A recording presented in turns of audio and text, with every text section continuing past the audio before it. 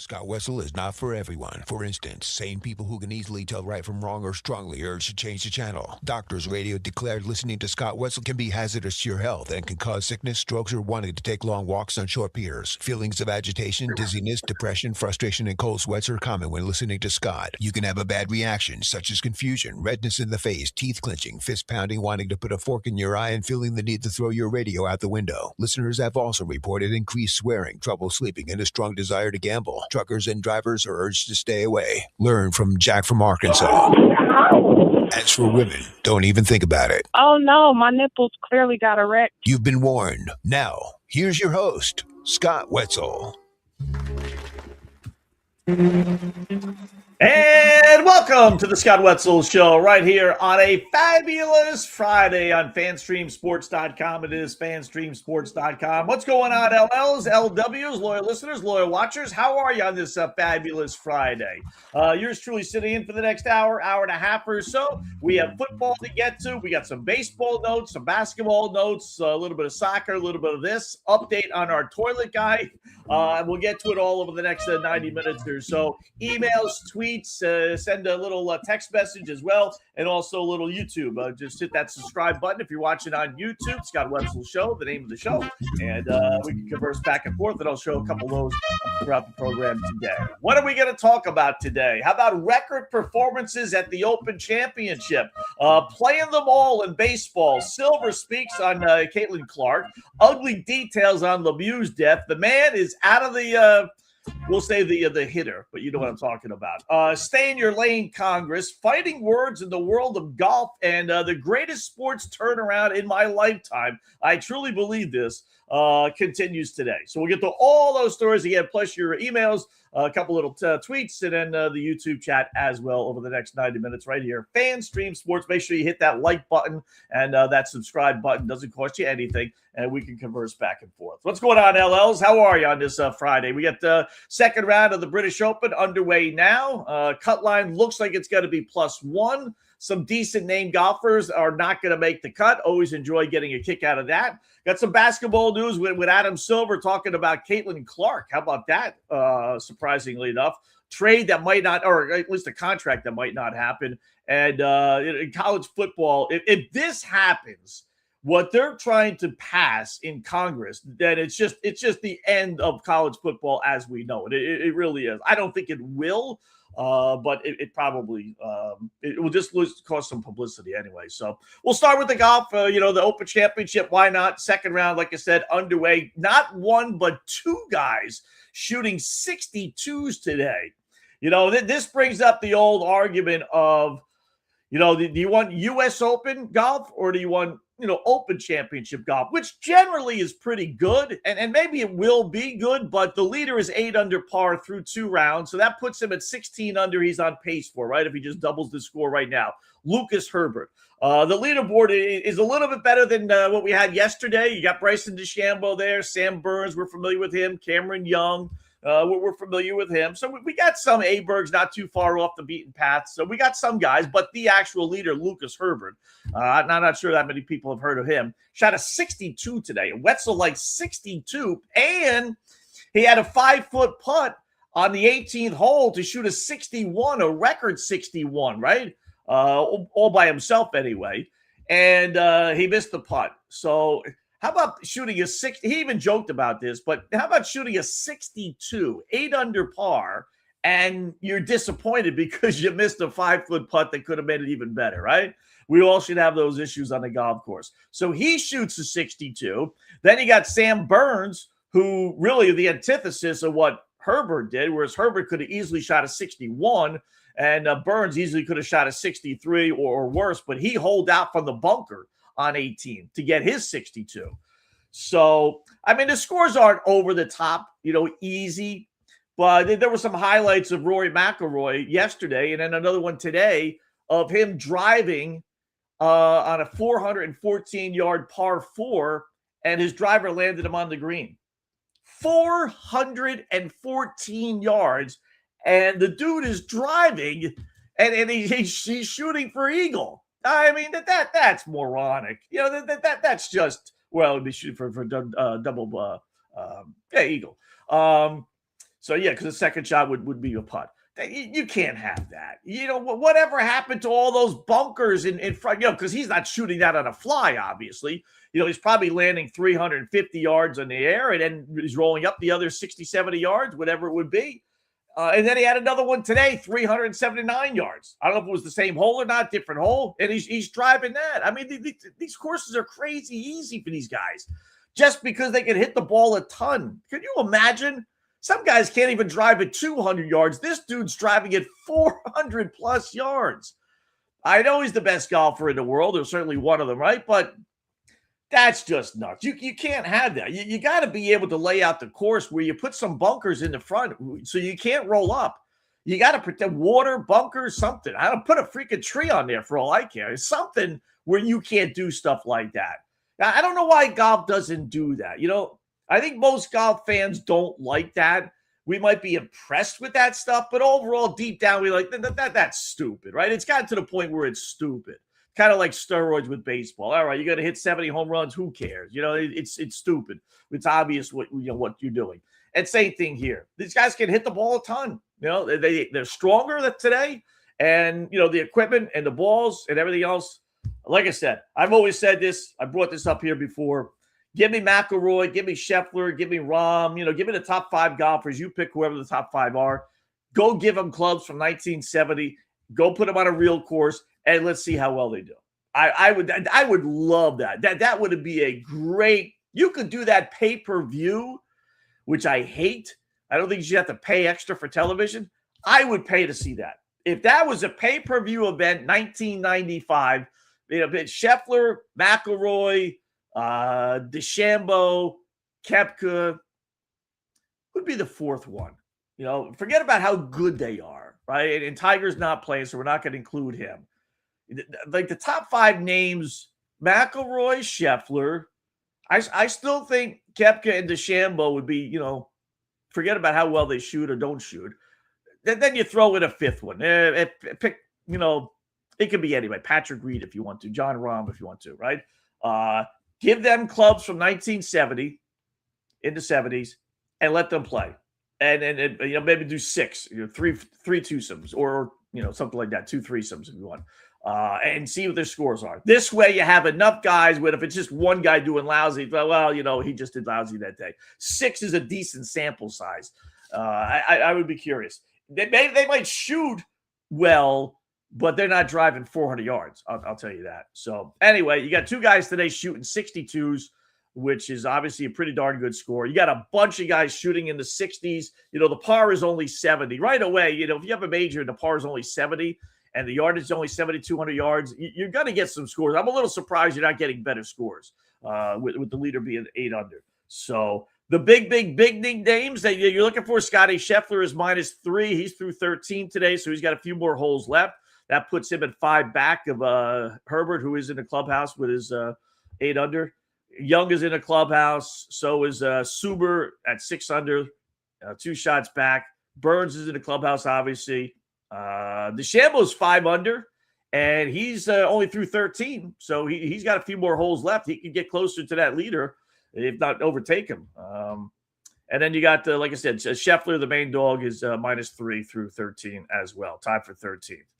Our guy that we played a little hunch on, he's not making a cut. Right now, the cut is projected to be a +1. And our guy, Justin Rose, is where the hell is he now? He's getting even lower and lower. Yikes. Last I saw, he was like +2, +3. He's +4 through 14. Wetzel Black Cloud strikes again. Sorry, Justin. This dude is at the top of every single tournament he's in, every single one bar none. And we put the Black Cloud on him. We bet him this one. Disaster. Not even going to make the freaking cut. Not even making the cut. Amazing. So I mentioned DeChambeau with a 67 yesterday. He's one of the main cogs. And then you got I kind of root for just because he's a curmudgeon. Patrick Reed, he's at -2. So anyway, and McIlroy is the other one, is -1. He's in a clubhouse at -1 today. So he'll make the cut, but 7 shots for him isn't the end of the world. But he needs to get up there a little bit more. So DeChambeau, has had a little rift. I don't know if you've seen this or not, right? So he's had a little rift, and they've gone back and forth with Nick Faldo, former great, a major winner. Now does a lot of TV stuff, right? And Hall of Fame golfer, right? So he's gone back and forth, and he started the tournament saying DeChambeau doesn't do this. He doesn't strategize, right? Doesn't have strategy for the links. So then yesterday, DeChambeau shoots a 3 under, and he kind of played up I really did my strategy and throw a little like not secret, but digs at that Faldo, right? So naturally, good old Nicky Quick had to respond today. And so you don't get the fights too often in the world of golf, but here you go. Let's feed into Golfers it. Day 2, morning report, a bit late for morning report, just gone 12. I popped down and did a quick clinic for the RNA, the short game clinic. That was fun. And currently, right now, we're on 59 watch with Mr. Herbert out in 28 and still birdieing. How about that? So anyway, the Bryson thing, strategy thing has gone too far as usual. Yes, I'm an analyst. I'm on a podcast. I say something, fine. But number one, I'm a big fan of Bryson. Let's get that out. We text each other through the season, what have you. I have respect for him and his game. But it is fair to say over the last couple of years, he hasn't shown much strategy on a links golf course. Not backing down like that. I know a little bit about strategy from my day.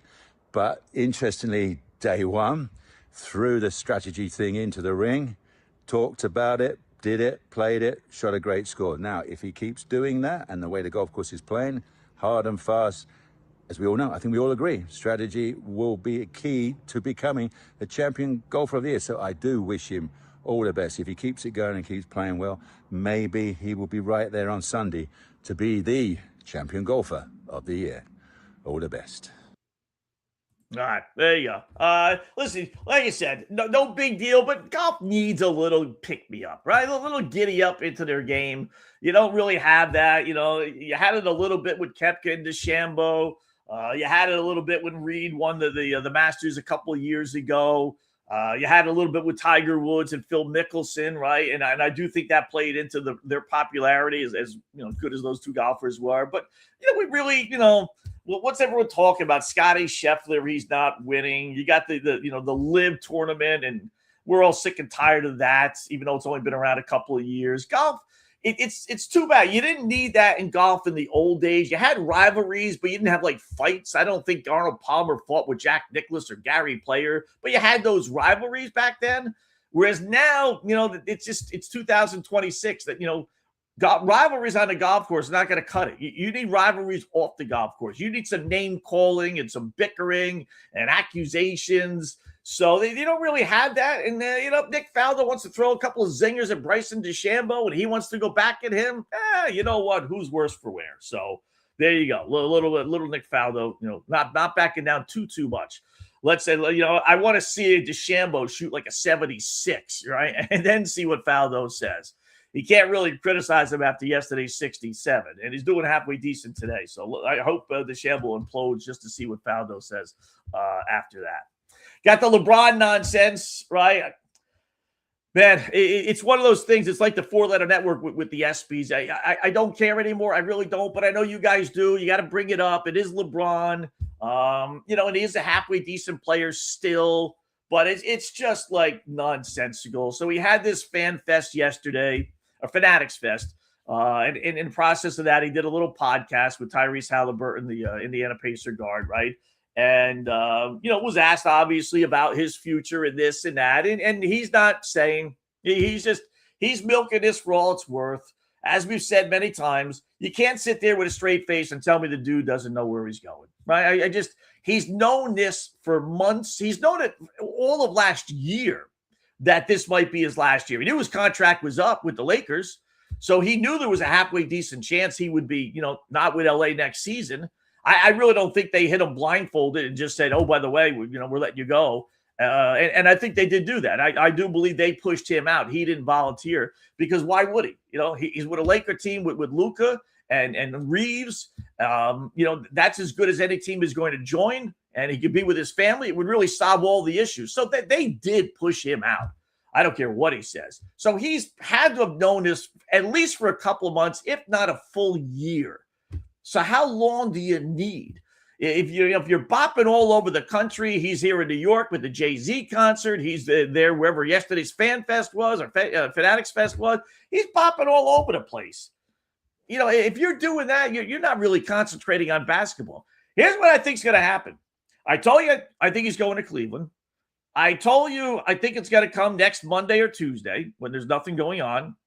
And the third thing is that I think is going to happen is I think he's going to tell whatever team, I'm not playing in October or November when basketball starts. Not doing it. Not playing in December. Christmas time, not doing it. I'll join you after Christmas. I'll join in, right around the Super Bowl. Late January, early February. I'll play a few months. And, I'm all about the playoffs. I'm all about the postseason. And we'll just take it from there. That's what I think is really going to happen. And it would be just like LeBron. No one's done that.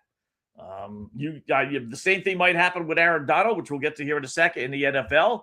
But I got a feeling that's what he's going to be holding over these teams. And this way he can appease everybody. He could play. He could play in the postseason.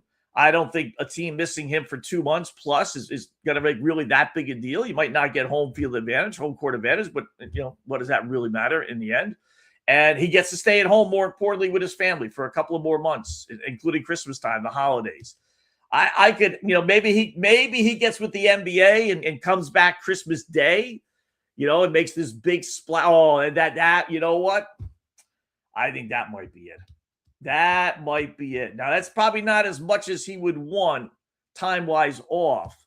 But, is ego bigger than need? I think so with LeBron. I could see him going to whatever team, Cleveland, Golden State, Minnesota, Miami, whatever, and saying, all right, I'm going to come to you, but here's the deal. I'm not playing the first month and change. I'll come by Christmas time or sometime in January if he doesn't, mind being off Christmas. That's what I think is going to happen. So it's amazing. You got Pat Riley. You had the leader of the Philadelphia 76ers, what's his face, last week talking about, trying to convince LeBron to come to Philadelphia. You have Golden State, Steph Curry talking about it and Draymond Green talking about it. Now you even got Pat Riley, right? I mean, going public and trying to convince LeBron to come down there. It's, what are you doing? Why are you lowering yourself for this dope, right? First of all, he's not the old LeBron James. Is he good? Yeah, but I'm not going to bend over backwards. Every one of these teams, think about it. Who are the teams that have not done that? There's really only two. Minnesota, to their credit, haven't, and Cleveland. Miami with Pat Riley yesterday. Oh, yeah, come on down, LeBron, and blah, blah, blah, blah, blah. We're going to make him build a championship, and we got Giannis here, and we're waiting for the other plane to come, blah, blah, You got Steph Curry in Golden State. You got Steve Kerr saying, oh, yeah, we got him. And then you got Kerr, or you got Steph, trying to plea him to come there. You got Philadelphia and their bosses. Why would you do that? Well, first of all, why would you lower yourself to that? But if you're doing that, that tells me that you really don't have him and he's not really considering you, because you got to meet with these people. You got to talk to these people somewhere along the line, right? You got to find out that they're interested.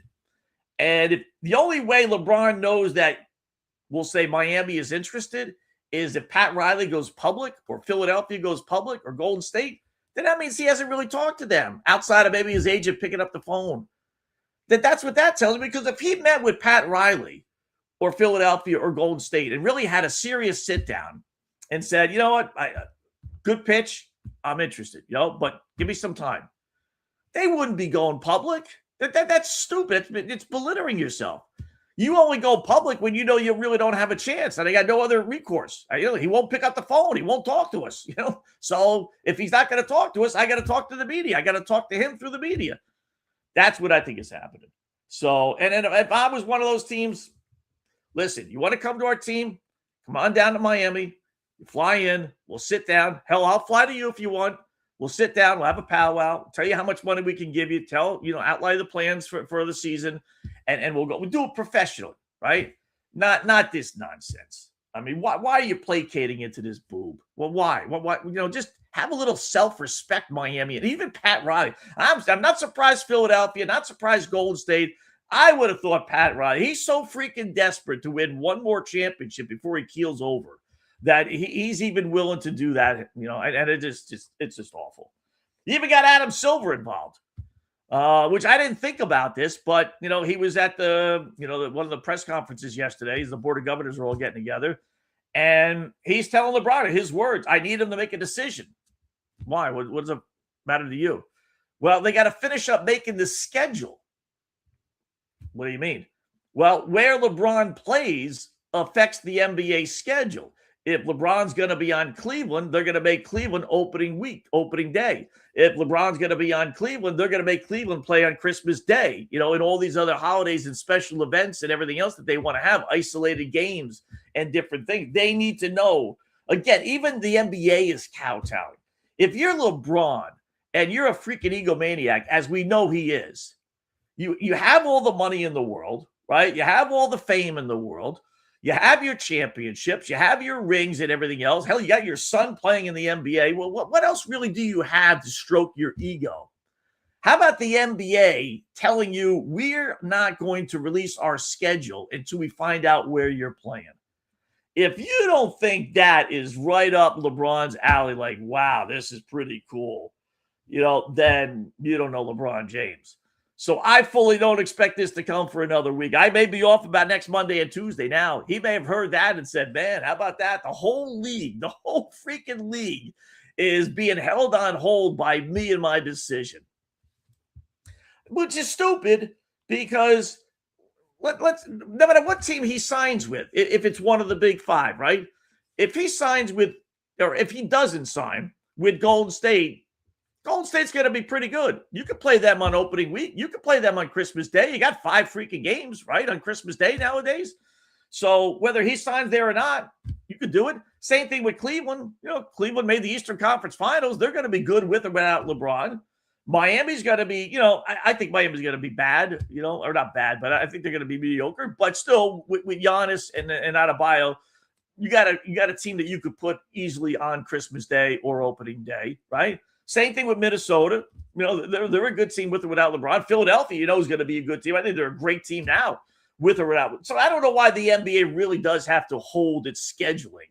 I mean, is it really that big a deal? Are there that many contracts out there that say, okay, we need a standalone game like baseball had yesterday, and we want to make sure it's a LeBron James game? I mean, other than that, you're going to have 2 or 3 games being played opening day, I would think. And I know you got 4 or 5 Christmas Day. So, I don't understand quite the need to delay the start of the regular season. But that even Adam Silver, even the whole NBA is waiting for this dopey decision. Unbelievable. And he's just eating this up, just eating it up. Silver did talk a little also about the Caitlin Clark situation, saying it's unfortunate she's a political ping pong. He did say that also the refereeing in the WNBA needs to get better, he said. His exact words, right? I don't know if it needs to get better versus it just needs something.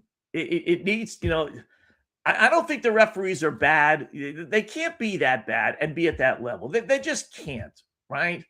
I think it's a WNBA edict about don't call fouls against Caitlin Clark. I really do. I think there's a league. I don't know why she brings all the fannies, and that's still a hot topic on the internet. It really is on Twitter anyway. They're a pro and they're anti, and there's a way more pro Caitlin Clark people. But there is an absolute belief that the WNBA doesn't like her for some reason or is jealous. So, and you got, Silver kind of feeding into that about how the officiating has to be better.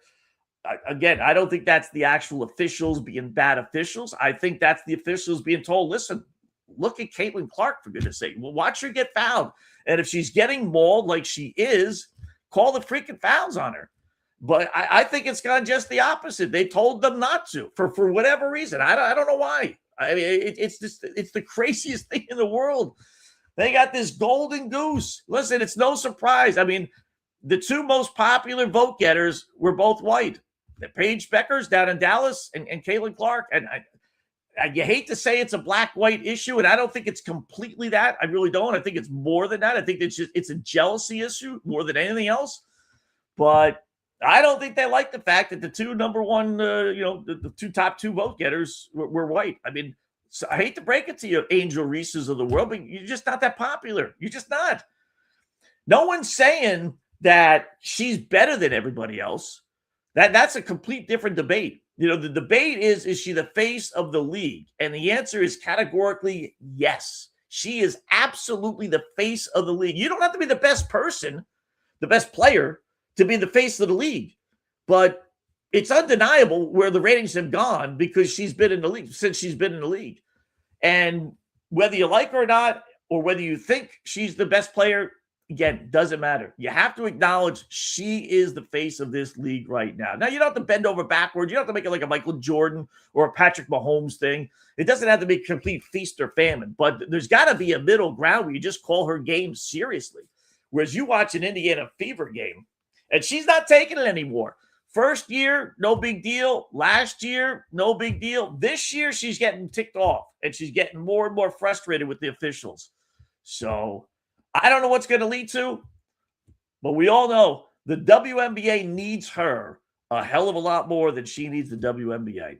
She could quit the WNBA right now and be set for the rest of her life with all the endorsements and everything else she'd end up making. She makes chump change in the WNBA. Chump change compared to what she's making endorsement-wise. And I don't think she needs that. I really don't. I think she would stay just as popular.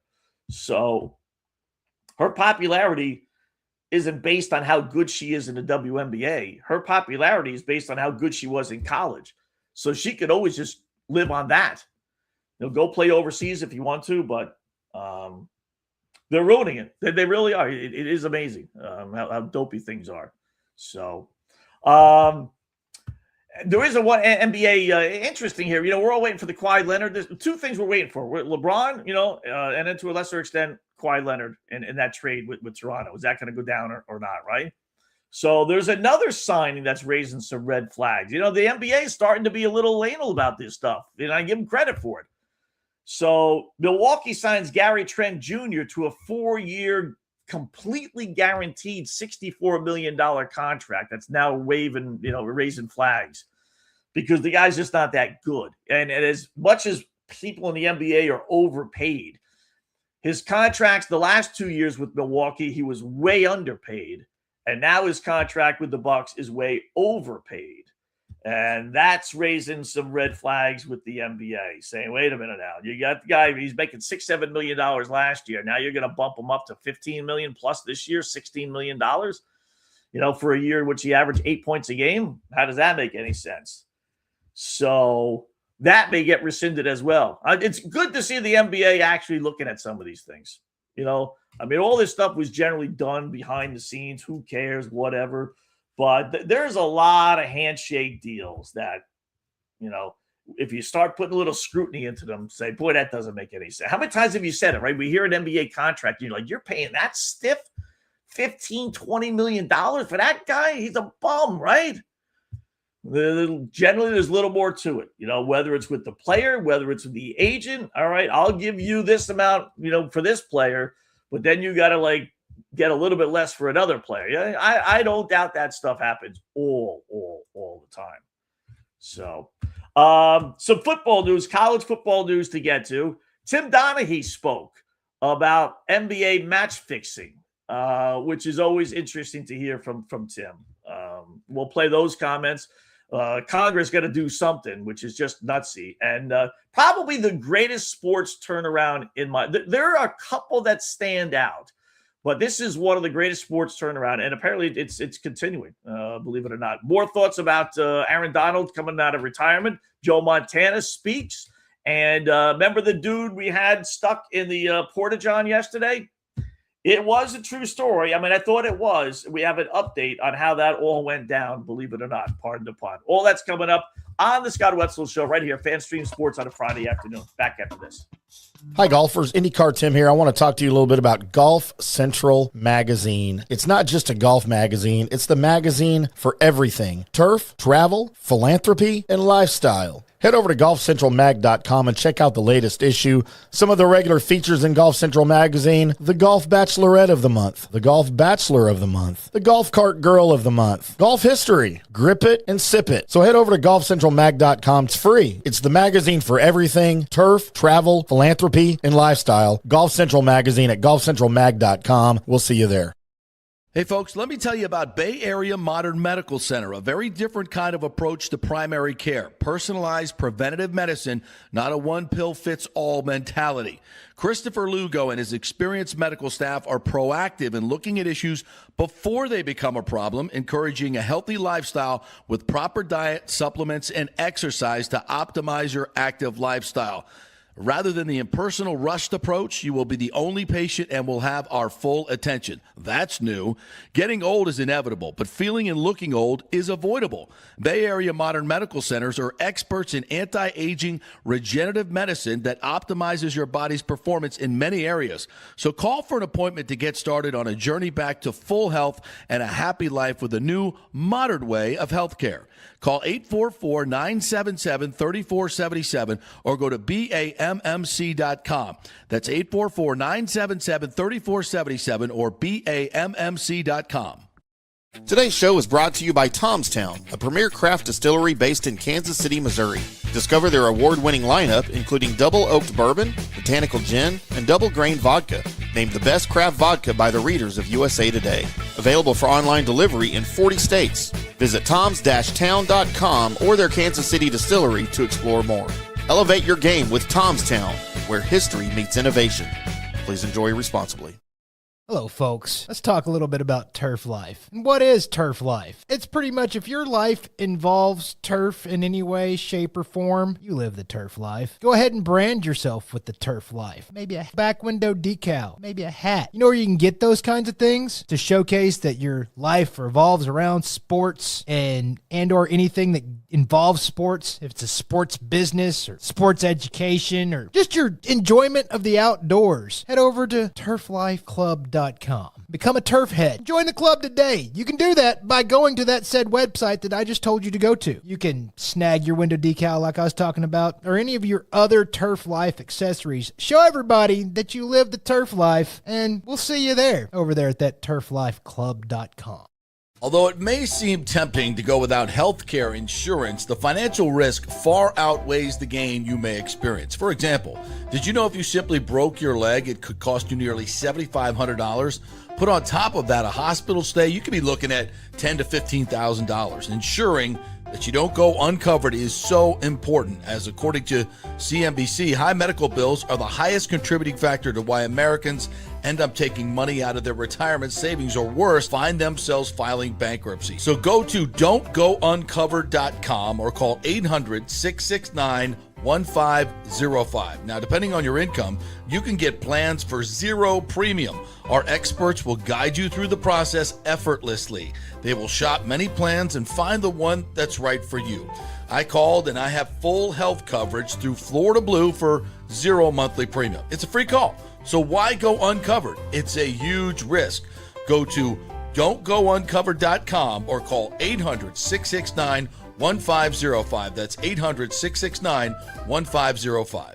Orion Golf Management Solutions. Orion Management Solutions has tailored its service packages just like it tailors its approach to customers. Some owners need more supervision, while others need periodic assessment of their short-term and long-term strategies and programs. Orion can be called in to develop a business plan with the existing staff, or we can assist with the daily management of a facility or event. Either way, we make sure the client is satisfied and understands the direction the facility needs to go in order to achieve the owner's goals. Orion Management Solutions can help with owner assistance service solutions, daily course management, business plan development, monthly operations, or as-needed consulting services. Whatever your need, Orion Golf Management Solutions can help. Check out oriongolf.com.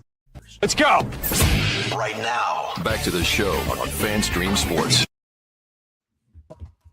All right, welcome back. It is the Scott Wetzel Show right here on FanStream Sports on a fabulous Friday, a little bit after 3 o'clock Eastern time.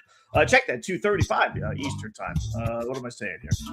So a lot to get to today still. A little NBA, some football news. For what it's worth, some Aaron Donald news I want to get to, and then remember the guy that we spoke in the Port of John. It actually was a true story, man. I figured it was, but we have an update, believe it or not, on that, and a great baseball system that we're going to give it a try today. Every single game. First game, Red Sox are leading, by the way, 3-0, at least according to our boy Michael, who's one of our LLs on the podcast that I host every single day. So let me just not that I doubt you, Mike, but let me just double check and make sure that is the case. So, yep, Red Sox bottom of the 5th inning. How about that? You know what? I'll bring it up now. Why not? Before we go back to the other stuff. Should have told you this yesterday because I was thinking about it yesterday and then we got distracted with so many things, right? So little system, little hunch system that I want to play. And that is all unders in today's baseball games. All of them? All of them. 15 games? All 15 games.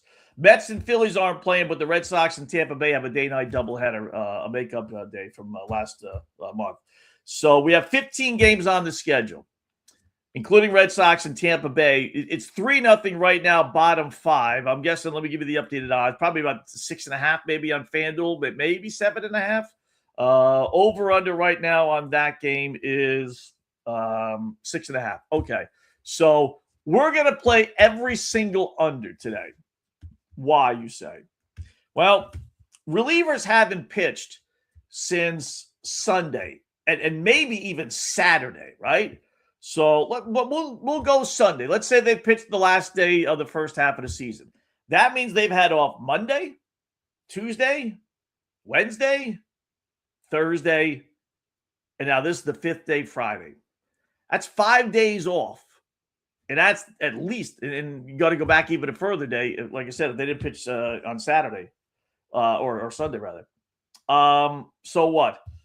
Well, I can't help but think managers are going to want to get those guys into the game because you don't want a guy going 6 days, almost a week maybe, without pitching. You just, I know they could throw on the side, but it's just not the same. So fully expect today's starting pitchers to get the hook a lot quicker because they want to get these guys into these games. And normally, old school, back in the 80s and 90s and early 2000s, that would be great. Bet over. What are you talking about, Scott? The relievers are coming in. Why would we not bet overs then? Not anymore. Nowadays, the relievers are better than the starters. That's why if you ever get a bullpen game by committee, bet unders all the time because those guys all come in for an inning, maybe 2. You get 5-6 pitchers. They all throw 95 miles an hour. First time around the batting order, they don't get to see the same pitcher twice. Hell, most times you don't even get you see that pitcher. You just get the pitcher coming in with his absolute best stuff for an inning, maybe 2, and then he's out of the game, and we can bring another guy in for the same thing. And those games go under, way under. So I got a feeling that's what's going to happen today. You know, you have some decent pitchers. Garrett Cole pitching for the Stankies later on today. You know, most of the aces you would think would be pitching today, but you know, Chris Sale is pitching for the Braves. That's 8.5, but not really because some of the pitchers were pitching in the All-Star game. So you know, you don't have to worry about I'm not going to pull a starter out after 5 innings. You know, most of these pitchers, Miller for San Fran, Roop, Jump, Cavalli, Merrill Kelly, McGreevy, Detmers, Melton, Hughes, Singer. You know, stop when you got a guy that you're familiar with, right? So you got a mediocre pitcher, you know, starting for the most part anyway. So just a little hunch. You know, even I'm going to put $10 on every single one just to see how it comes out, right? I wouldn't go much higher than that if you're, you know, a $25 bettor. But I got a feeling we're going to go 10-5 under today. Throw in the 4-1 game yesterday, and I bet, you know, I would throw it out the window maybe on Sunday and bet normal Sunday because whatever reliever doesn't pitch today, you know he's pitching tomorrow. So, and then I think it gets back to normal on Sunday. Just a little hunch. I bet we have more unders. With 15 games, right? 8-7 would be the break-even point with the VIG. I bet it goes 10-5. 9-6, you'd probably make a couple of dollars. 10-5, you'd make, you know, decent amount depending on how much you bet, obviously. You know, 11-4. But I'm curious. You know, one of the next break, I'll go back to last year and see what the average score was. But I got a funny feeling we're going to get some unders, today and tomorrow as well. So just a little hunch. And right now, 3-0 Red Sox. So we had former referee Tim Donaghy talk to the media about NBA. I'm not sure how old some of these things are on Twitter, but he looks older, so I know it's not like that old. But, we're all talking about games being fixed and on the up and this, that, what have you, right? So he's talked about this before. It's pretty good. He's actually a pretty good subject. I'm a little surprised he hasn't gone mainstream a little bit more, but it just goes to show how big the shield can be, even the NBA shield. That it's just he got overwhelmed. This was back when Stern was commissioner, and people just kind of poo-pooed his story, and they bought into that rogue referee thing where he kept on saying, "I'm not the only one. I'm telling you right." But I don't doubt it. Maybe in the bettors underground world, he's probably like a hero.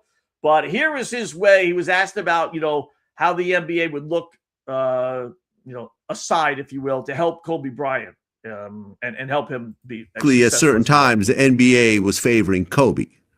So what kind of message would they tell the refs in terms of, make sure you call every foul and make sure that he's always, there to shoot extra points and so forth.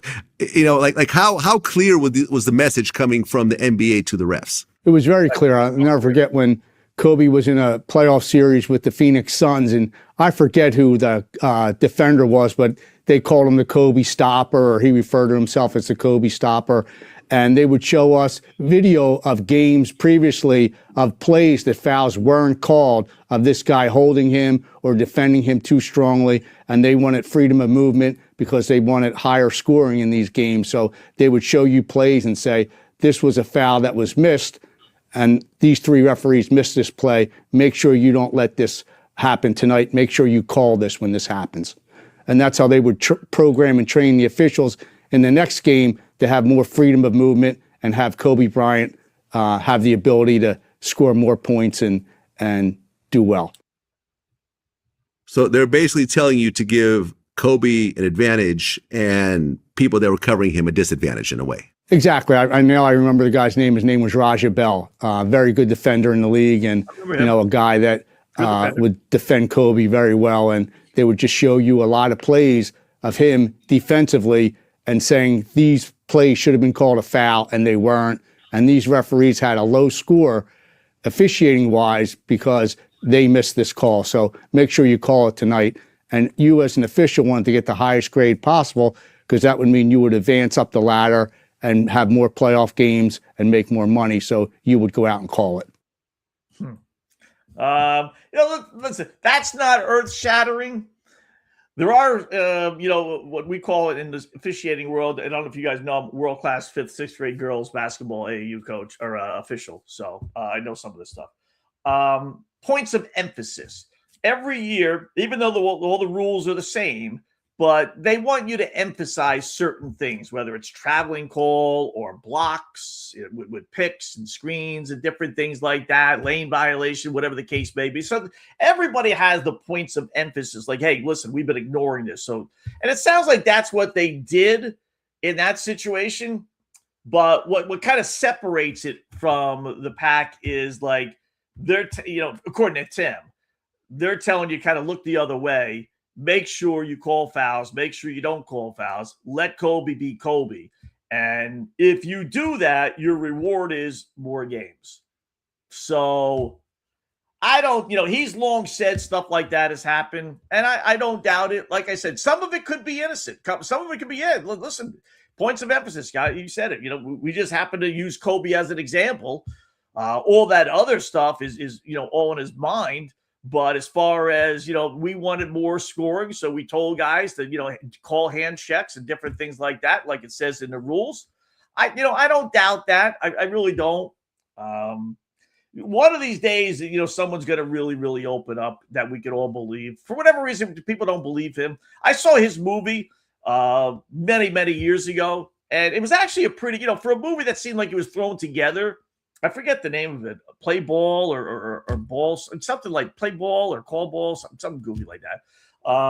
He went into a lot of these things, and it's all things that we, as the person who thinks their games are fixed and there's conspiracies out there like I am, he would say what we kind of think. Like, don't call fouls in the first and second quarter against the team you need to lose. You call fouls in the third and fourth quarter. Then at the end of the game, you got 25 fouls against this team, 25 against that team. All right, so how did I fix it then?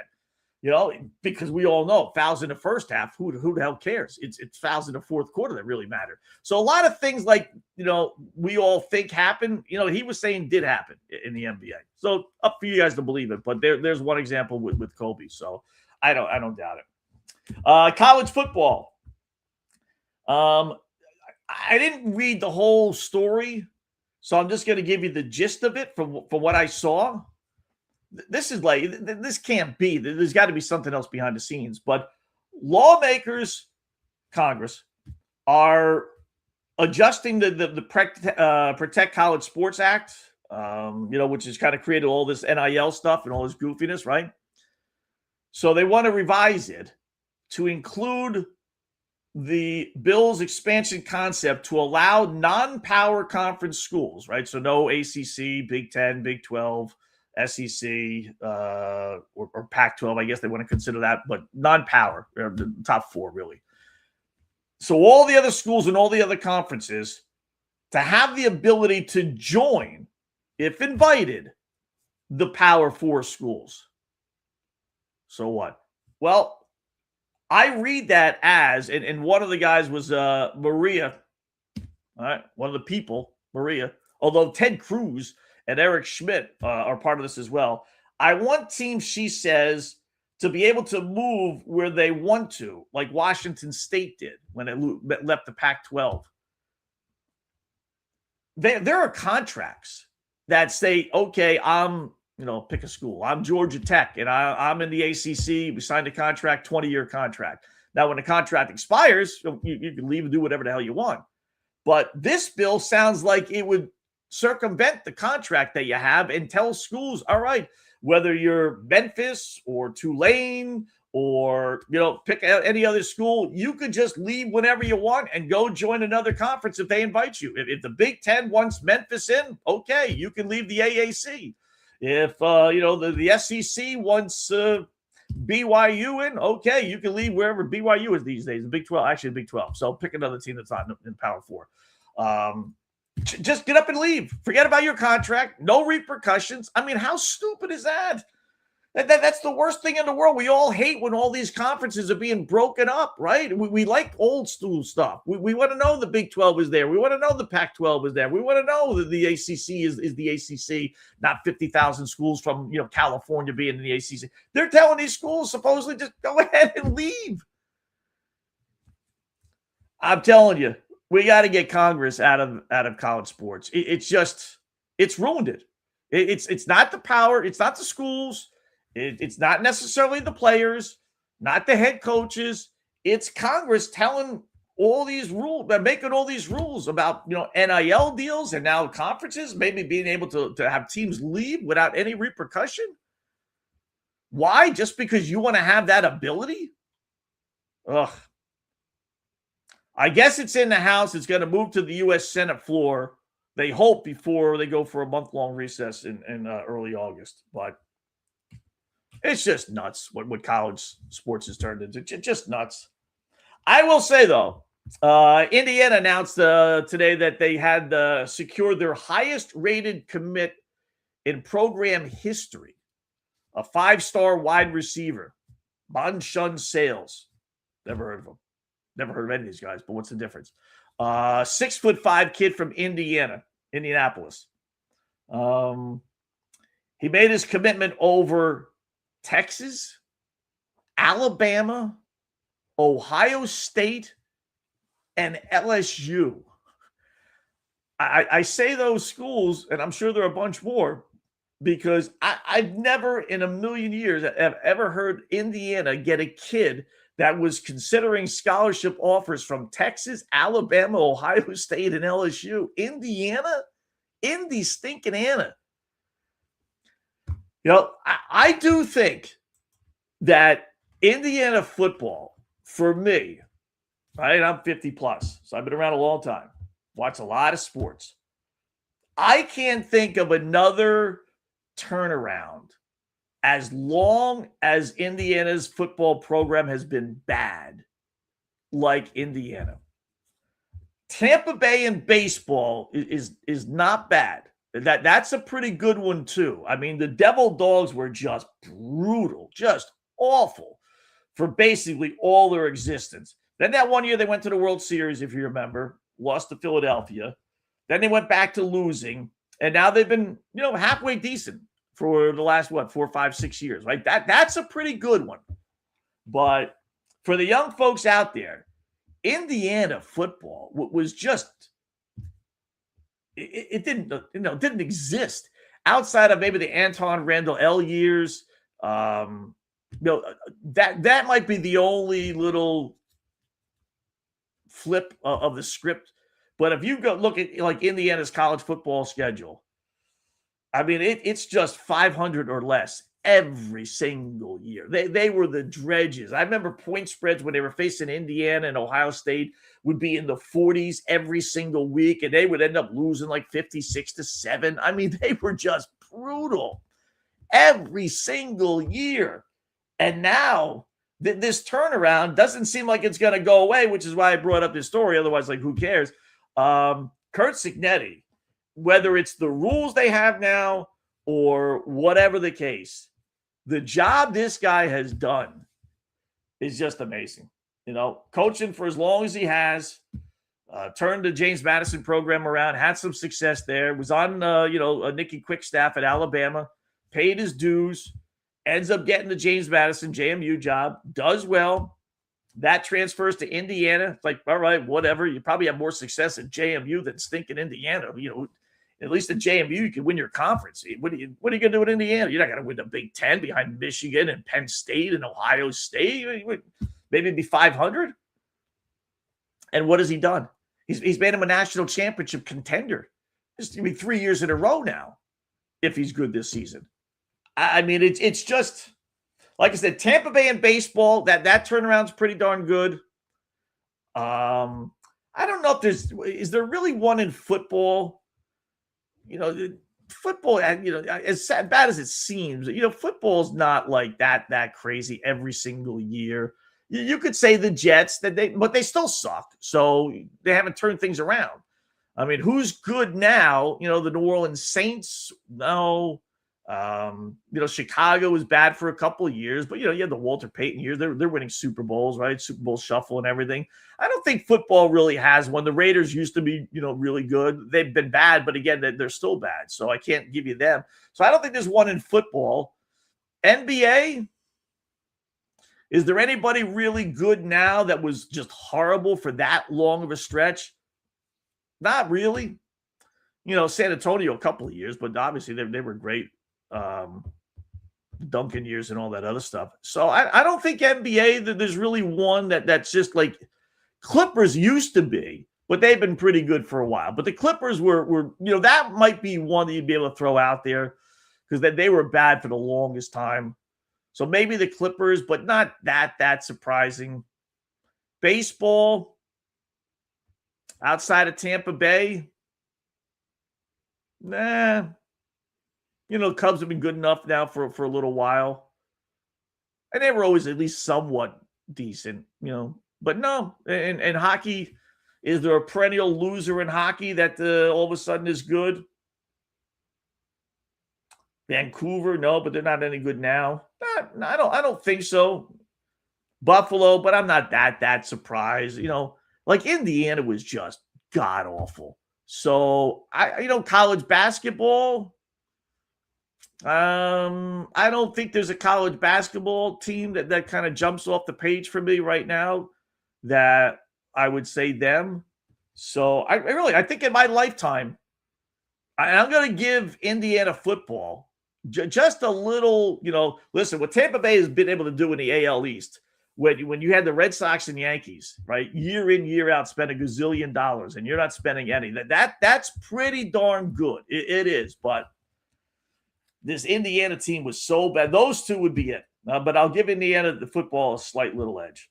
So, ACC is holding their media days today. Bill Belichick, head coach of North Carolina, which is still weird to say, says his team overall as a football team, our culture, our program, our ability to operate as a team is much higher than it was a year ago, and our talent level is higher. It better be. We're way ahead of where USC was last year, called the difference night and day.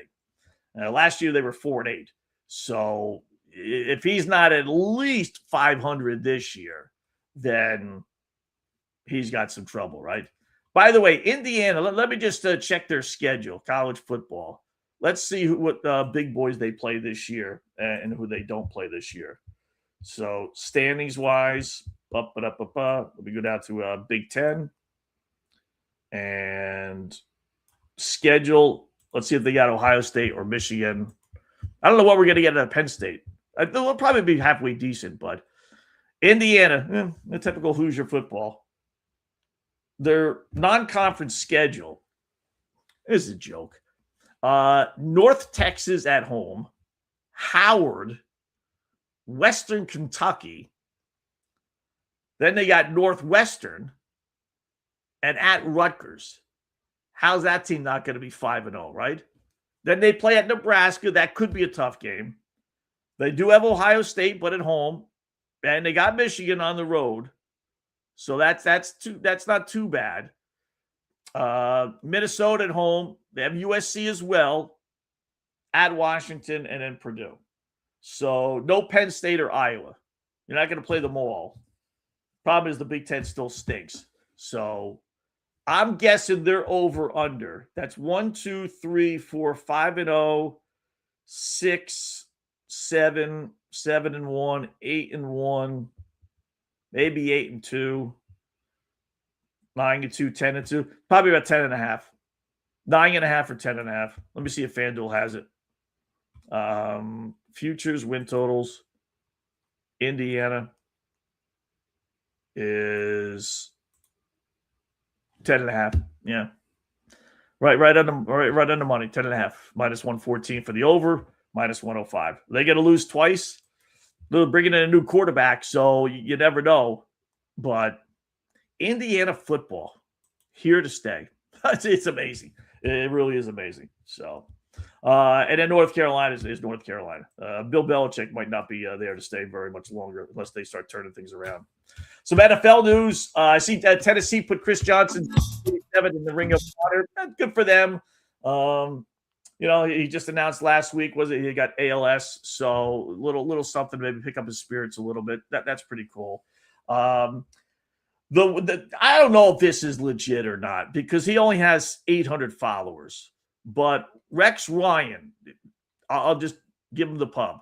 At Rex Ryan Official, says former NFL head coach, current NFL insider, big-time fantasy football player. I don't know why he would necessarily put that on his bio if that was really Rex. It's got a picture of Rex. But he's only got 447 followers. I have more followers. I have way more followers than that. So maybe he's just new to Twitter. But whoever this person is, breaking news, Aaron Donald plans to unretire and head to L.A. for a 1-year deal per sources. Sounds like things will be finalized within the next upcoming day or so. That defensive line in L.A. just got that much scarier. So, listen, we all figured he was, they're sending out more and more pictures of him on the internet working out and stuff. He's big as a horse. He's still clearly in, at least shape, maybe not football shape.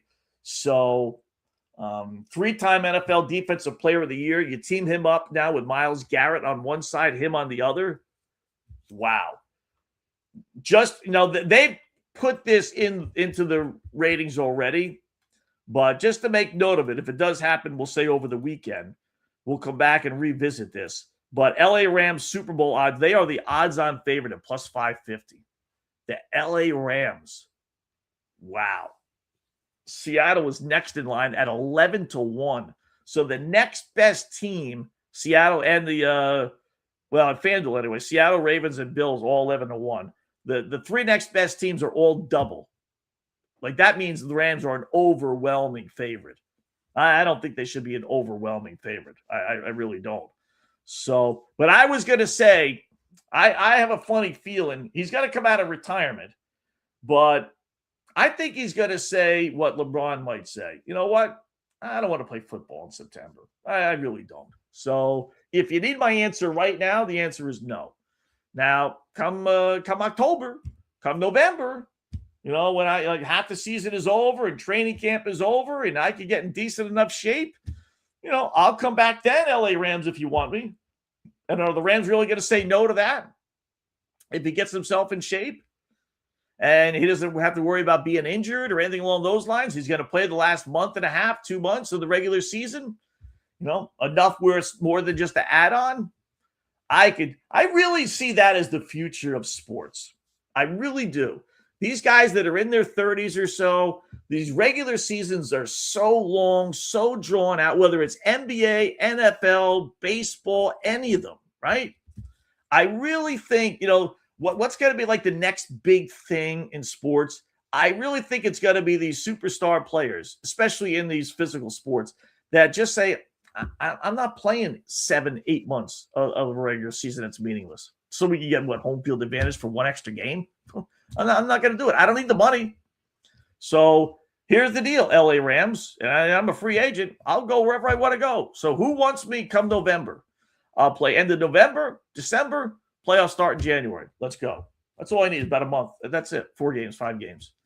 I really, really believe that's going to be the norm, or at least, if not the norm for a lot of these veteran players, it's going to be done a lot. And the first one that does it is going to open up this Pandora's box to, oh yeah, baseball player. Do I really want to play, from basically February training camp until October World Series? Do I want to do that? No. I'll come join you in June or the trade deadline. I'll do that. Football, same thing. Do I really want to do it that long? No. You know what? Then who cares? Let's pick it up in November. So, but anyway, Aaron Donald may be coming out of retirement and make the Rams that much bigger. Quick little break here. We got some Joe Montana stuff. Speaking of NFL, we'll get into that. Update from the Claude Lemieux death. Remember he committed suicide last month? Wow, heartbreaking details if this is all true, which apparently it is. And then we got the man that's stuck in the Porta-John. He's out of that. And then somehow or another fasting has kind of hit the internet. People not eating. So we'll break all that down, believe it or not. So quick little break, and we'll be back for the Scott Wetzel Show right here on FanStream Sports. Hi, golfers. IndyCar Tim here. I want to talk to you a little bit about Golf Central Magazine. It's not just a golf magazine. It's the magazine for everything: turf, travel, philanthropy, and lifestyle. Head over to golfcentralmag.com and check out the latest issue.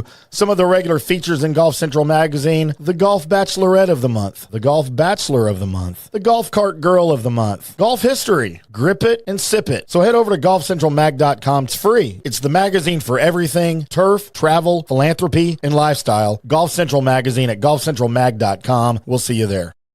Hey, folks, let me tell you about Bay Area Modern Medical Center, a very different kind of approach to primary care. Personalized preventative medicine, not a one-pill-fits-all mentality.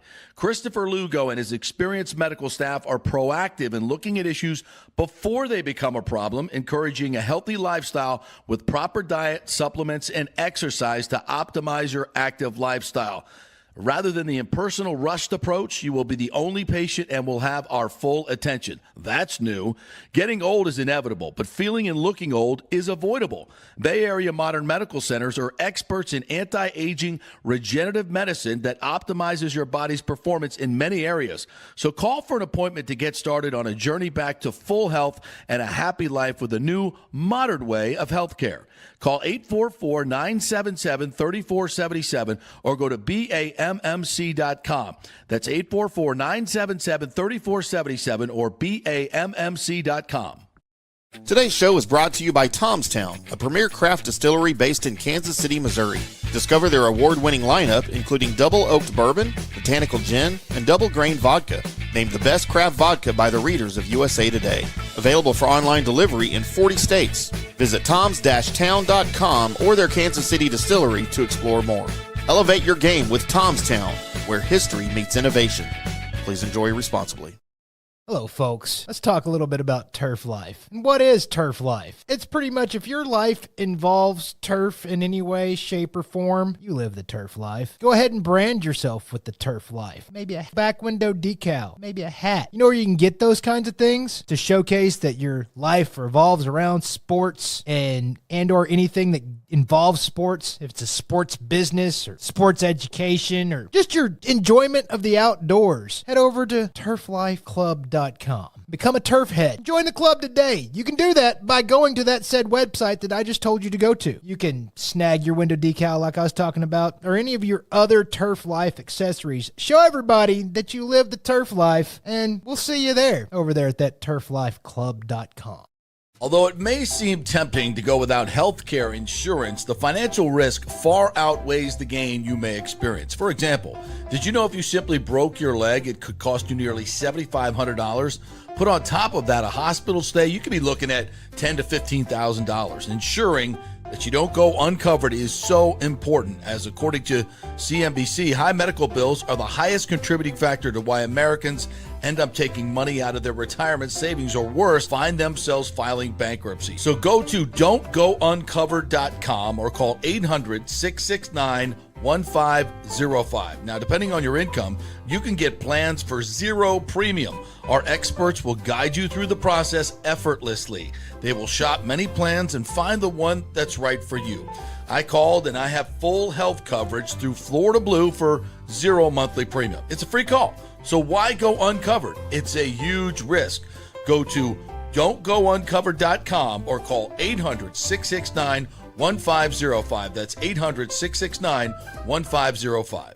Orion Golf Management Solutions. Orion Management Solutions has tailored its service packages just like it tailors its approach to customers. Some owners need more supervision, while others need periodic assessment of their short-term and long-term strategies and programs. Orion can be called in to develop a business plan with the existing staff, or we can assist with the daily management of a facility or event. Either way, we make sure the client is satisfied and understands the direction the facility needs to go in order to achieve the owner's goals. Orion Management Solutions can help with owner assistance service solutions, daily course management, business plan development, monthly operations, or as-needed consulting services. Whatever your need, Orion Golf Management Solutions can help. Check out oriongolf.com.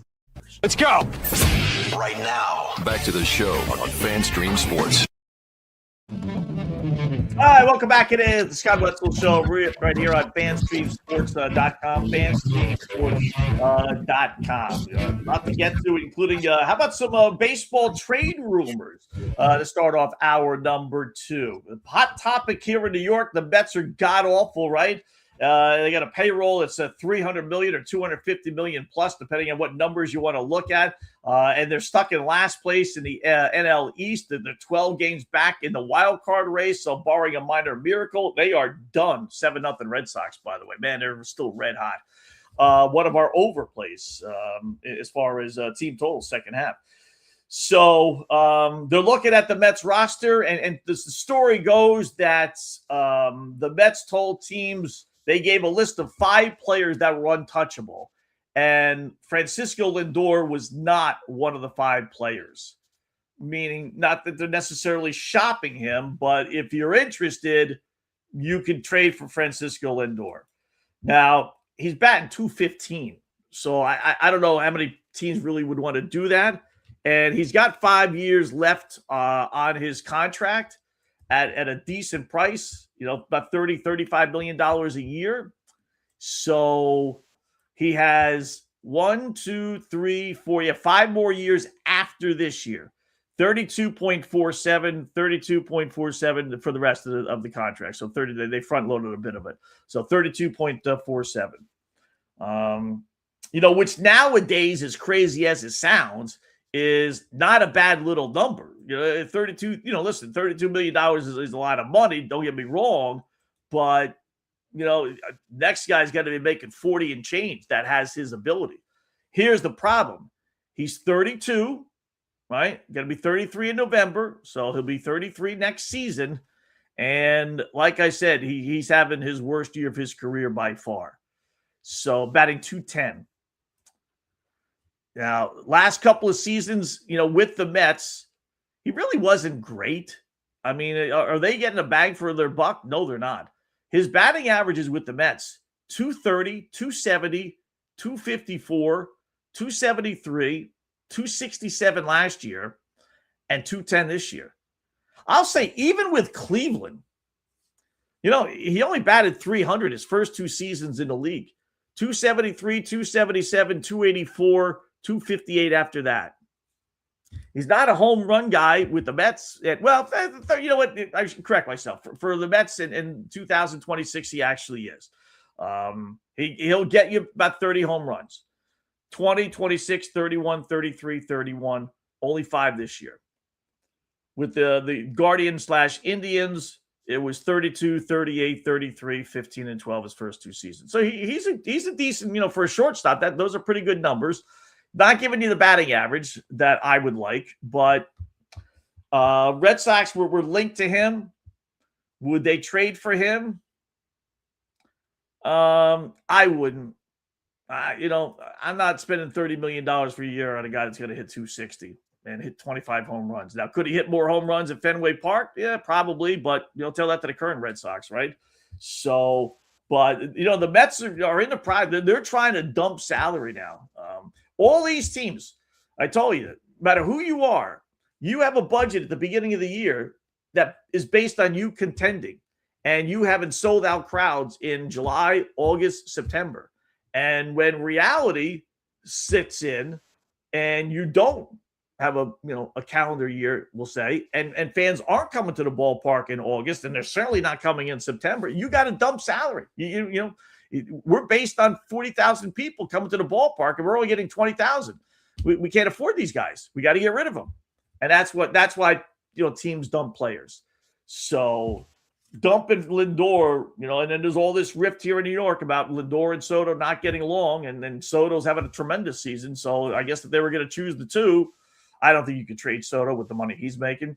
But I tell you what, if I'm the Mets, I'm calling up the San Francisco Giants.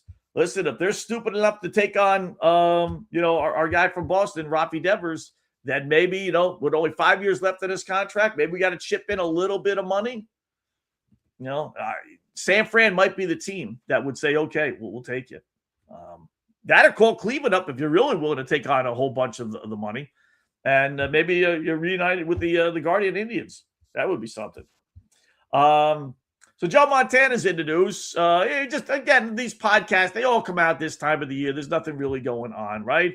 So he was asked about his departure from San Francisco. If you remember, they'd won a couple Super Bowls. But for whatever reason, I never quite understood this. The Niners wanted to bring in a much younger Steve Young. So they kind of forced, as crazy as it sounds, Joe Montana out, believe it or not. So here was his response. He was asked about that. I remember I had on Bill Walsh way back when. And I remember asking him about, would you have stayed on if you realized you were going to win all these Super? Because remember, he left early. And he's like, man, if I would have realized it, I would have stayed on as head coach. Not for me. But I was going to say, how irked were you at the team when they made the decision to trade? We just won 2 Super Bowls in a row. When I left the game, we were still winning. And we were headed to 3 in a row. And I had one of the best statistical years of my career. And he wouldn't even let me compete for a job. And I said, well, this is crazy. I know I can play. I know I'm better than he is. And I said, just let me compete. And he said, no. So I said, well, I'm not going to sit here on the bench. That's not how I pictured finishing my career. So. Did that have?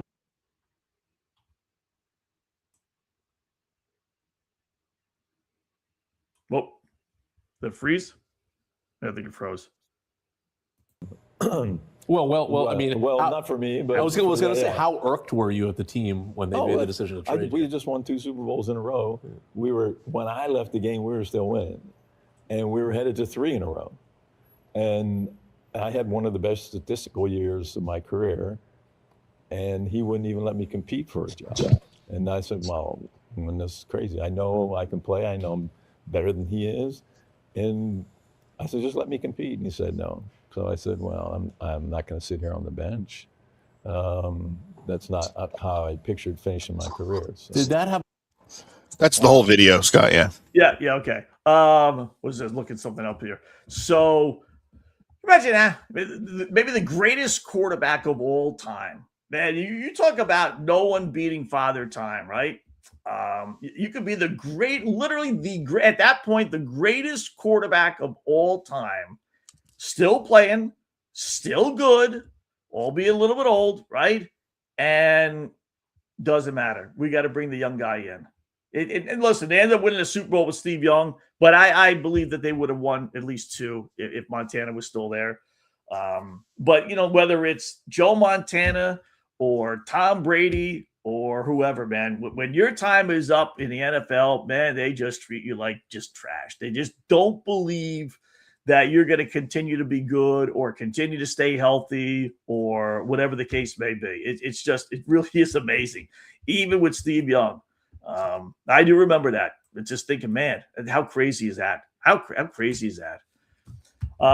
Some details. There's some sad news here, really. And again, we like to give examples of why all women are bitchs, right? What can I tell you? Let the facts speak for themselves. So some details are coming out about Claude Lemieux's suicide. So we know that happened, last month. Actually, I think it was technically in May, so 2 months ago. And commit suicide, unfortunately, and that, what have you. So the story now goes that I guess he was an alcoholic, and he relapsed after 12 years of being sober. His wife found out about it, confronted him on May 27th, they're saying, after being concerned about changes in his behavior. I mean, you would think you would know, right? Got into some fight at the house. Wife kicked him out of the house. He leaves. Wife calls up the son, Brendan, go find out where your father went. I just kicked him out of our house because he's drinking again. And by the time the son found him at his shop, he committed suicide. I'm guessing he hung himself, but I don't know. But he committed suicide. Dead at his family business. 60 years old. And from one of the stories I read, I guess they had surveillance cameras in his store, whatever kind of shop he had. And they actually have this on camera. How long before someone gets a hold of that and leaks that to the media, which is really, that would really be the low of all lows, right? I mean, could the media be so bad, TMZ and all the others that are just thriving for any kind of film? Would they really get that and pay for that? I don't know, but so the guy has a relapse. Listen, we're all human. 12 years is a pretty good run for being sober, right? Okay. I mean, I get it. She probably went through hell and back with the dude when he was, drunk and everything. I don't doubt that. But after 12 years, okay, maybe something happens in his life, something, tragic, and something kicks in. He's got to have a few drinks and he falls back into it. I get all that. But to kick him out of the house and make him no doubt feel like dirt, and then you find out, day later, maybe even at night, he killed himself. And you have to have your son find out about it too. Like seeing him, if he hung himself, right? Or whatever, just seeing him. Wow. That's pretty sad, So you think you got it rough in life, and we all do at certain times, but man, get help if you need help. That is for sure. How about the update on our guy stuck in the toilet, right? So we didn't know if this was true or not true. I mean, it looked true. It did. I couldn't conceive of how a guy goes into a porta potty and gets stuck in the toilet. Did you see that? Yes, I'm sure you did, right? So eventually they got the dude out. Here's the guy who actually found him and it describes, because there's, it was a whole bunch of porta potties at this job site, I guess. And the day was over and, it was up to this guy to bring the truck over and collect all these porta johns, right? So he's knocking on the door, make sure no one's in there. He knocks on this door. Then he hears a voice, tells the guy, well, let him tell the story, Scott. Here you go. Buddy, here to set the story straight for what happened on July 14th, 2026. My name is Chip Counterman. I'm a partner with Patriot Portable Restrooms here in Kansas City. So one of our guys went to pick up an event from the World Cup. I knocked on all the doors, made sure nobody was in the restrooms. He did find one of them locked, knocked on the door, and let the gentleman know he had 10 minutes to get out. Picked up everything else, went back to that toilet, knocked again. The man inside said he was not going to get out. Luckily, a police officer on a motorcycle went by. Our driver waved him down. Cop walked up to the door and asked the man to exit the toilet. The man replied that he could not reach the door and couldn't get out of the toilet. They looked inside and didn't see anybody. The lid was closed, no one was in the restroom. It kind of startled them. All of a sudden, a head popped out of the toilet and he said, "I'm in here." Fire department came after that and tried to instruct the man to exit the toilet, and the man would not do it. They asked him why he went in, and he told them he was retrieving a Mountain Dew bottle that he dropped in from the night before. So that put him inside of the tank for about 8 hours, if all of that was true. After it was cut open, the man was able to exit the toilet. Fire department did hook up water to their truck and gave him a free shower. Long story short, horrible situation. Thank you to the Kansas City, Missouri Fire Department and Police Department for all the help. Watch out falling into toilets. All for a bottle of Mountain Dew. Now look at the size of this toilet. Right? Let me play it again. Hey, everybody. Here to set the story straight for what happened on July 14th. Look at the size. All of a sudden, a head popped out of the toilet, and he... Look, where would he be? He was in there. He was stuck. I'm pointing to it. You can't really see me point to it. But he was actually in that toilet. How would he get in there? He drops a bottle of Mountain Dew, I guess, into the toilet. First of all, who would want to drink that? Right? I mean, if you dropped a bottle of soda or something, and you're like, no, I'm not going to drink that. It's gone. I'll go spend another $1 on another bottle, right? So somehow or another, he got his whole body. He hopped inside that toilet, and I don't know. I still don't believe it. I don't. I know the guy is there. He's taking a bath. You saw in the shower there that they were, rinsing him down. How in the world did he get inside that toilet? I don't know. That is like the weirdest thing. Of just like, how in the world? How's that possible? That he could get his whole body in there. I still don't believe it. I don't believe it. Timmy, are we extra blue here, or is that just my TV set? I think we got some issues. Everything's normal on my end. Oh, really? Okay, man. My end is like dark blue. So, I still don't believe the story. You know what? If this guy goes mainstream, this is so bizarre and so stupid and so like mind-boggling. Like, how did he get in there? I don't believe. I think the whole thing is a hoax. I really do. But if it was true, then he'll be on The View, every single talk show in the world, trying to explain how he did it, why he did it, how he got stuck. There's no way. It's not true. I don't doubt. Like, I don't think it's AI. I think it's all a phony little act to get all these hits. I really believe that. Publicity stunt by the toilet company, right? Yes. Yeah. Some guy in the toilet company said, you know what, let's get some hits. Let's get 1 million hits on this. Because you never see him coming out. I've not seen any, they have all these videos, Tim, right? Of him, taking the shower there and everything else. How come we don't have any video of him actually being pulled out of the toilet? Yep. So yeah, it's phony. I'm sure it's phony. Well, otherwise, listen, it's not worth it, but I'm sure the dude can make a fortune off this somehow, some way. And people just eat this stuff up. They'll just, we're eating it up, right? So, speaking of eating, here's Dana White. This is kind of like hit the internet for some crazy reason. Talking about fasting. Right? We had what's his face the other day saying he went drink just water for 40 straight days, 41 and a half, right? Which I don't believe that either. And now here's Dana White saying he's not just eating did this either. fucking 86-hour fast. Yeah, what made you decide to do that? Like, how did that come I saw about? this thing online with this doctor from Boston. He was saying, and there's clinical studies. They've done studies on this thing. They've done it on animals and humans. But if you do this water fast for 7 days, basically when you put your body through adversity, right? Different types of adversity, like cold plunging, for instance. You stay in there for 3 minutes at 50 degrees. Your body thinks you're dying and your liver releases that shock protein, right? Which is really good for you. When you do this water fast, your body starts fighting to try to stay alive when you do stuff like this to it.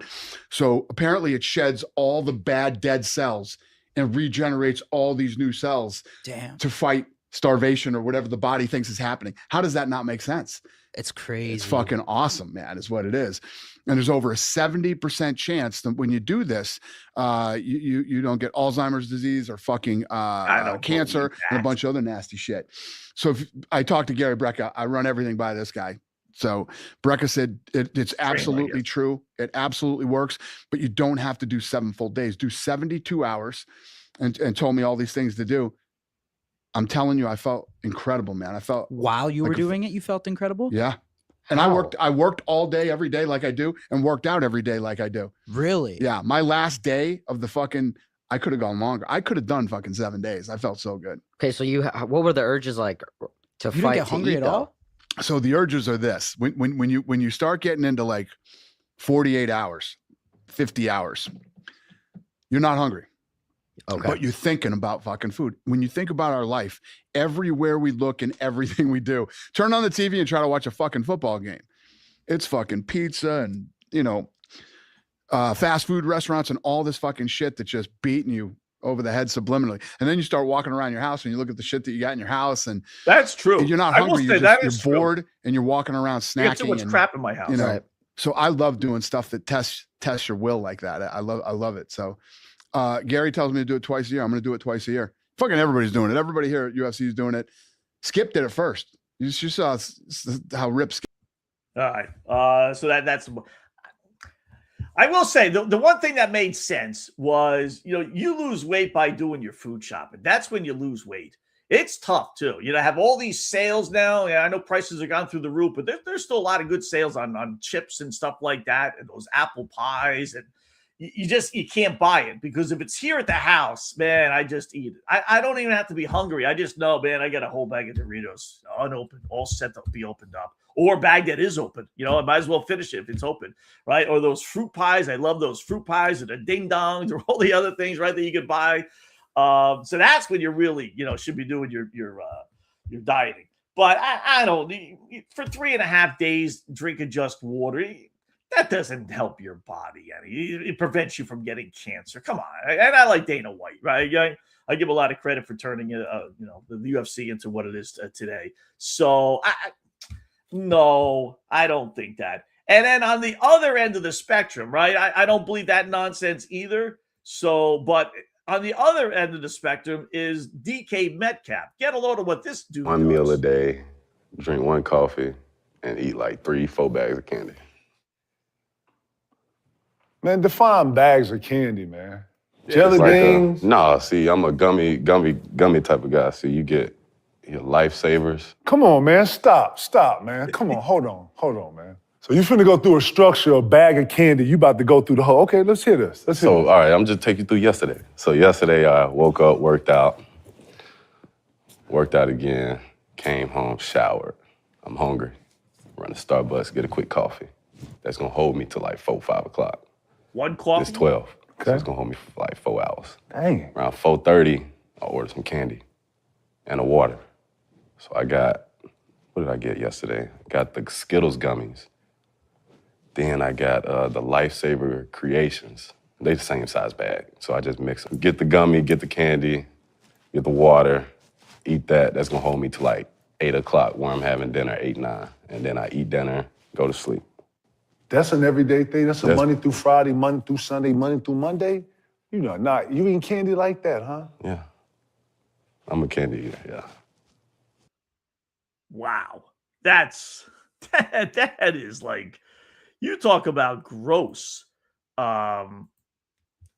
So he's eating 4 or 5 bags of candy every day. How does he have any teeth left? He must have cavities galore and like lollipops and gummies are all right.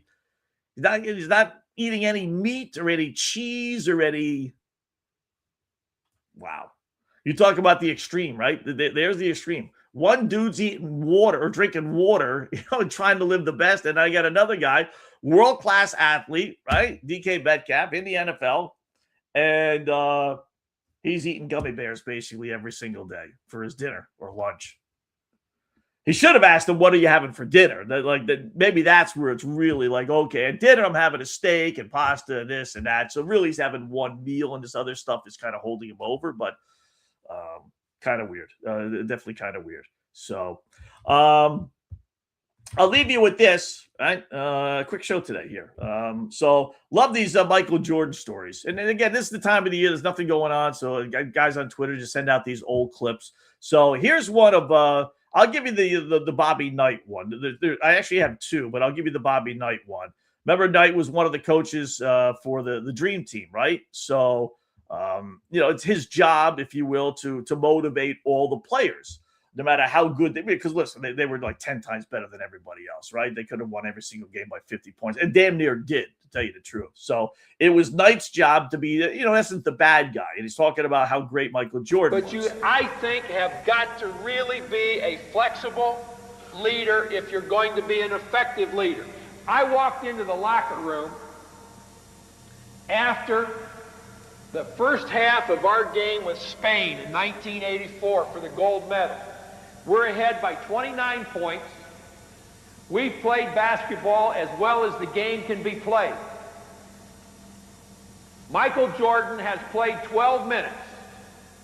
Out of the 20, he has 11 rebounds, 9 assists, and 19 points in 12 minutes. In my opinion, there's nobody that's ever played anything that can compare to Michael Jordan with the possible exception of Jack Nicklaus and Babe Ruth. Michael Jordan is just the best there ever was at what he does by a considerable margin. So I'm walking across the floor with this 29-point lead as I look at the scoreboard, and I'm a great believer in the best 3 minutes of the game for us has got to be the first 3 minutes of the second half. But what the hell am I going to say? Hey, we got to get better. We're 29 points ahead. We got to win by 59. These kids are going to be a little bit satisfied with themselves. They know how well they've played. And when I get to the locker room, I still haven't come up with an answer. I open the door, and the first guy I see is Jordan sitting in front of his locker. Idea light flashes. I say to myself, I'm going to get on Jordan's ass a little bit. And everybody else is going to say, God, if he's upset with Jordan, how's he feel about me? 12 minutes, 19 points, 11 rebounds, 9 assists, and I have the stat sheet in my hand, and I walk over in front of Jordan, and I look down at him, and I say, Mike, when the hell are you going to set a screen? We got 4 guys out there screening when you're in the game, screening to get you open, screening to get each other open. Haven't seen you set a screen yet. The only way I get all 5 guys screening, Mike, is to get you the hell out of the game. Now, when are you going to set a screen? All you've been doing so far, goddammit, is rebounding, passing, and scoring. You need to screen, Mike. Now, Jordan, you've all seen the grin. I mean, it's the greatest grin in the world. Doesn't quite use all of his grin in this circumstance. But he looks up at me and he grins a little bit and he says, Coach, didn't I see last week where you said I was the quickest player you'd ever been around? I said, Mike, what the hell has that got to do with you screening? Coach, I think I'm setting them quicker than you can see them out there.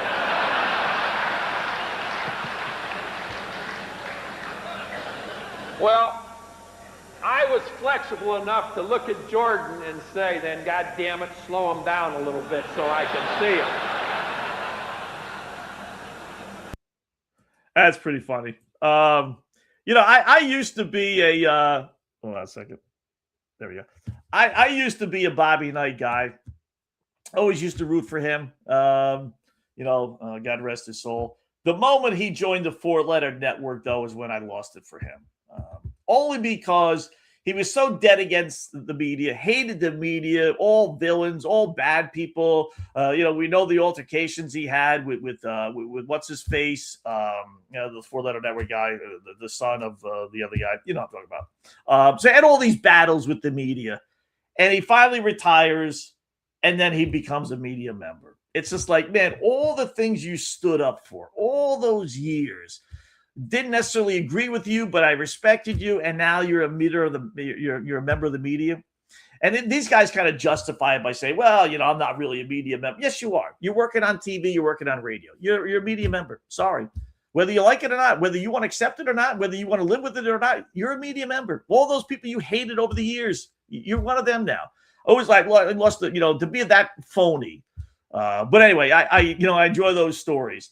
I got one more here. My producer made the effort of putting it in. Here's another one, and I want to make a point about this.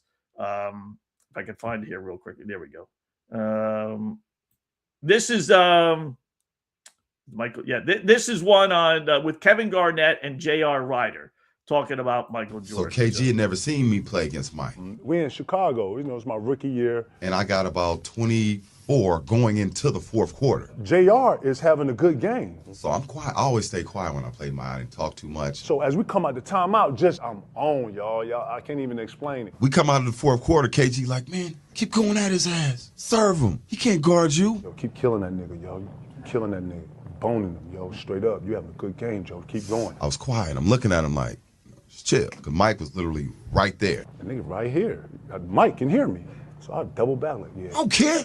Keep going at him. Wow, too strong for this dude, man. So as I say that, I feel it. So Mike looked at me, looked at KG. Hands on hips, legs locked. The nigga stared at me for about 15 seconds. I was like, Mike, he don't know the rules of the game, man. He's just a young puppy. You know what I mean? Hey, look, Mike, he don't really know how I see him and Mike having a conversation, so he's like, he don't really know he excited, whatever. So now MJ on the back leg joint. Okay, he talking? Okay, yeah,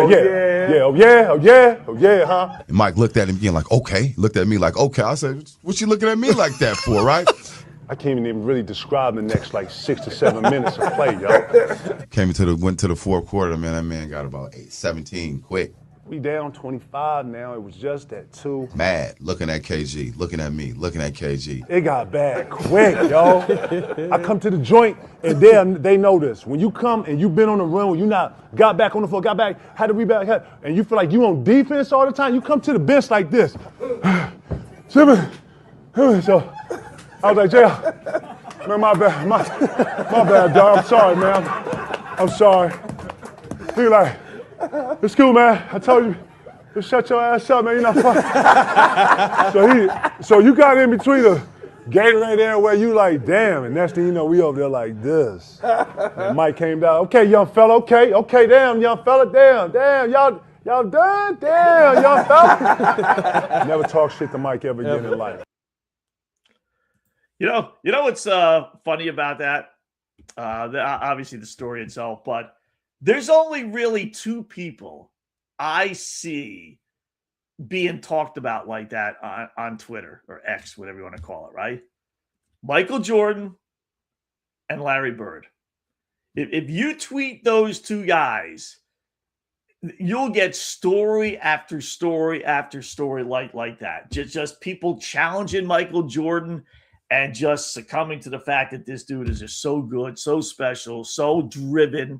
He's just like, you know what? He really was. Even that dream team, it was the dream team, right? Hall of Famer after Hall of Famer after Hall of Famer.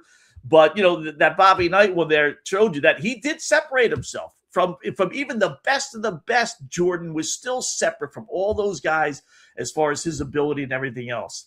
Those are the 2. Larry Bird, you'll get a ton of guys telling Bird stories.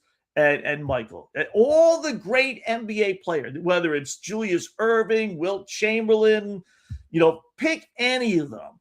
You don't get those stories with those guys. You just don't.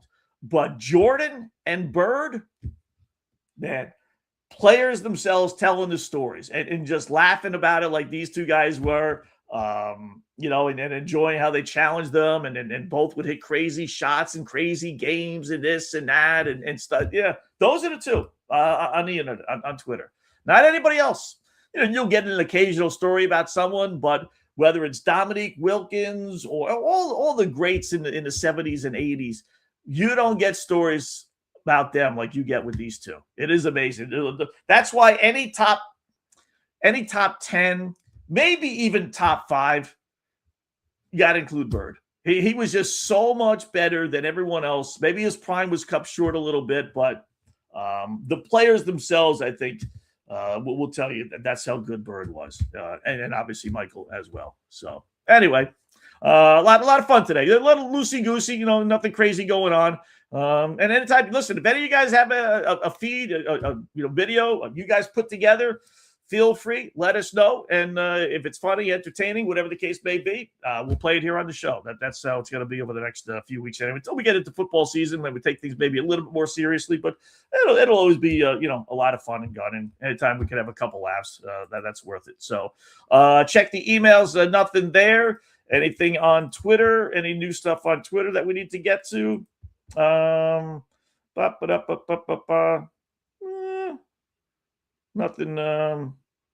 Nothing crazy. I don't see anything here real quickly. So there's me. How about that?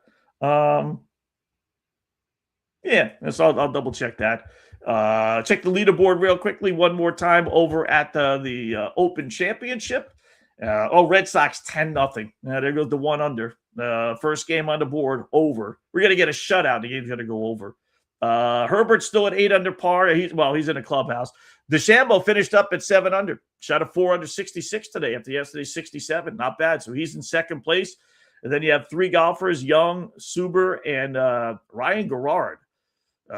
So you got 6 Americans are in the top 7 spots. How about that? So DeChambeau, Young, Suber, Gerard, and Sam Burns.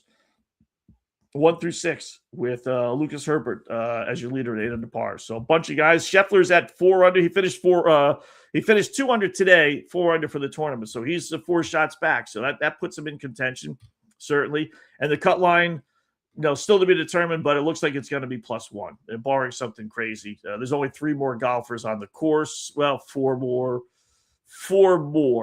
5 more with 1 hole left. Yeah, so it's got to be +1, barring something really, really crazy. So some decent names are not going to make the cut. Rye, had the great championship, 2 weeks ago. He's not going to even make the cut, let alone win the Open. Henrik Stenson, Justin Rose, finished up +3 today. So that's not going to get it done. Our 30-1 shot doesn't even make the cut when everything is said and done. Matt Fitzpatrick will make the cut at 4 over. So it's almost Darren Clark. Not quite a who's who of not making the cut, but certainly some big time names. So anything else on our chat board? Nope, nothing else. Michael popped up the Golden State Warriors for LeBron, I think. But other than that, we're all set. So. Well, good hour and about 40 minutes today. So, we appreciate the feedback. All the viewers that are watching right now, go to fanstreamsports.com. All the shows are all there if you want to listen to them or watch them actually at any point. FanStream Sports, hit the Scott Wetzel icon, which is right there on the front page, and that takes you to my page where all the shows are. So enjoy the weekend, folks. I got nothing really crazy planned. I'll be on Sports Grid in a couple of hours hosting Game Time Decisions. If you want to watch me over there from 6 to 7 p.m., and then tomorrow, I'm actually off on Sunday. So I'll just kick back, sit in the backyard, and just maybe just chill out for a day, which is going to be kind of nice. And then back at it on Monday. So enjoy the weekend. Let's get some winners. Let's hope we get some more unders with the baseball games. And the Red Sox continue to win. Boy, I'll tell you what. I don't know if they're serious about the Lindor thing, but they're not pitching a shutout here, or a no-hitter, right? No. 10-0, they lead Tampa Bay in the 8th inning. And this guy, Jake Bennett, boy, he's been terrific. 1-hit baseball over 6 innings. Wow. So, anyway, enjoy the weekend, folks, and we'll talk to you on Monday.